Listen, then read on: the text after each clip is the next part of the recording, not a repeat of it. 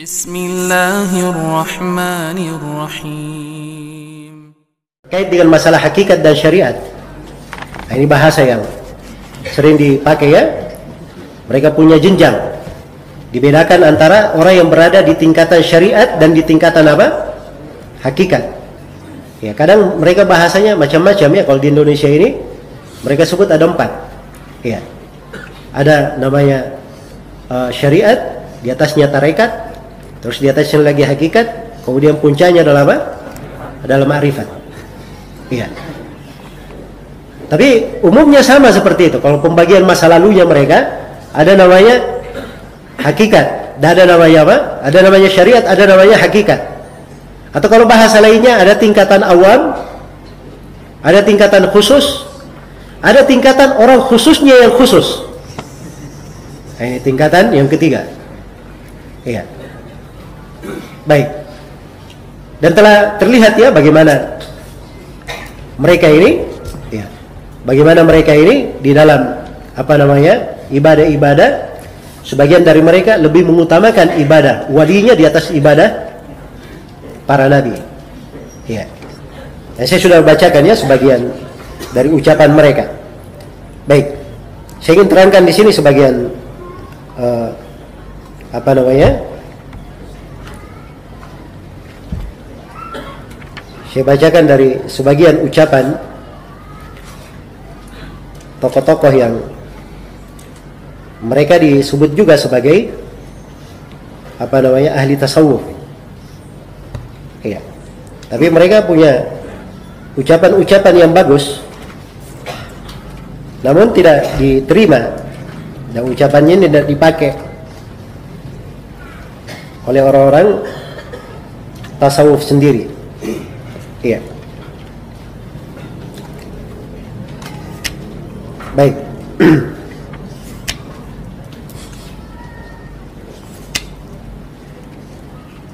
Bismillah.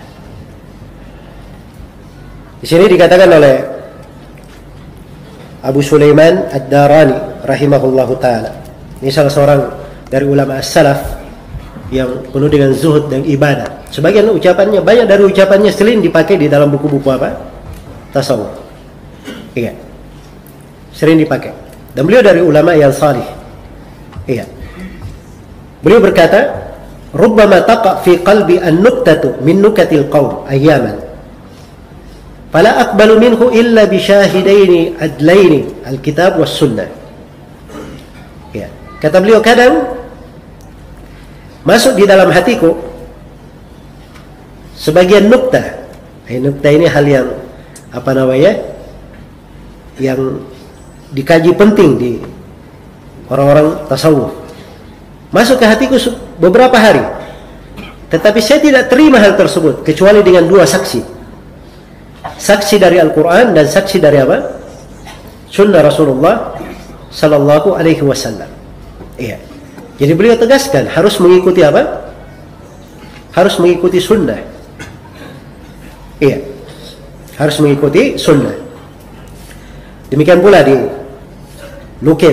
Nah, ini ada di nukilan-nukilan ini dari Abu Sulaiman dan seterusnya, ada di sebagian buku-buku tasawuf ya, seperti di bukunya di Ar-Risalah Al-Kushairi, karya Al-Kushairi, itu ada sebagiannya dinukil. Iya. Dan disebutkan dari Dunnun Al-Misri. Boleh katakan min alamatil muhibbi lillahi subhanahu mutaba'atu habibillahi Muhammadin sallallahu alaihi wasallam fi af'alihi wa akhlaqihi wa awamirihi wa sunanihi. Dari tanda orang yang cinta kepada Allah, dia adalah mengikuti kecintaan Allah, yaitu Nabi Muhammad sallallahu alaihi wasallam. Jadi kalau dia benar cinta kepada Allah, dia ikuti siapa? Habibullah Nabi Muhammad sallallahu alaihi wasallam. Dalam perbuatannya, dalam akhlaknya, dalam perintahnya, dan dalam sunnahnya. Ya. Nah, ini sejalan ya dengan perintah Al-Quran. Qul in kuntum tuhibbunallaha fattabi'uni yuhibbukumullahu wa yaghfir lakum dunubakum. Katakanlah wahai Nabi Muhammad kepada mereka, kalau benar kalian cinta kepada Allah, maka ikutilah aku. Iya. Jadi kebenaran seorang itu cinta kepada Allah dengan mengikut siapa? Rasulullah Sallallahu Alaihi Wasallam. Iya. Karena itu ini ukuran. Siapa saja yang mengaku cinta kepada Allah, tapi dia tidak mengikut kepada Nabi Sallallahu Alaihi Wasallam, itu artinya dia dusta dalam apa? Dusta dalam kecintaannya. Iya. Dusta dalam kecintaannya. Iya. Dan disebutkan dari Bishr al-Hafi. Ya. Bishr al-Hafi ini juga dari ulama salaf yang banyak dinukil dari ucapannya karena kesolihan beliau dan zuhudnya. Kata Bishr al-Hafi, saya pernah melihat Nabi dalam mimpi. Maka dikatakan, wahai Bishr, ya, tahukah kamu kenapa Allah mengangkat derajat kamu di antara kawan-kawan engkau? Maka kata Bishr, saya nggak tahu. Maka Rasulullah bersabda kepadanya, bittiba'ika sunnati, karena engkau mengikuti sunnahku, wa khidmataka salihin, dan engkau berkhidmat kepada orang-orang yang salih, wa nasihatika li ukhwanik, dan engkau menasihati tulus kepada kawan-kawanmu, wa mahabbatika li ashabi wa ahli baiti, dan karena engkau cinta kepada sahabat-sahabatku dan ahli baitku. Ini semua hal yang baik, ya, berjalan sesuai dengan kaidah. Ya, dan disebutkan di sini oleh Al-Kushairi dari Abu Sa'id Al-Kharrar. Ya, beliau berkata, kullu faidin batinin yukhalifuhu zahirun fahuwa batin. Segala sesuatu yang batin dan menyelisihi yang zahir, maka itu adalah batin. Itu adalah apa? Itu adalah batin. Iya. Maka ini dari sebagian ucapan-ucapan para a'immah rahimahumullahu ta'ala. Mereka itu melihat apa yang zahirnya, ya, apa yang kelihatan, yang tampak dari Al-Quran dan As-Sunnah. Tidak ada pembagian tuh ma'rifat hakikat, ya, di dalam hal tersebut. Memang sebagian amalan itu kadang amalan ini menjadi lebih besar disebabkan ada amalan-amalan hati yang dia kerjakan. Iya. Ada amalan-amalan hati dalam yang dia kerjakan. Misalnya seorang masuk ke masjid, ya, dua orang masuk ke masjid, dua-duanya sholat sunnah 2 rakaat.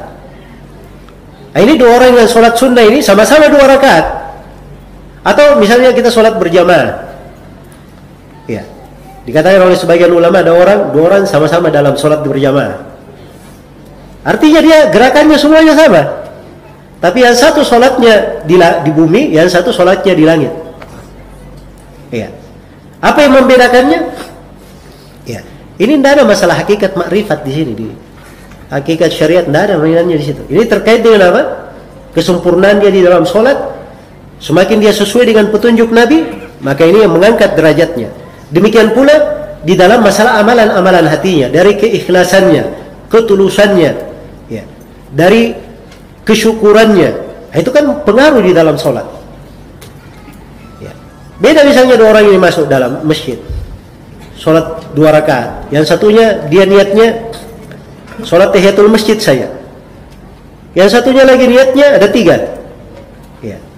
Ada 3 niat dia.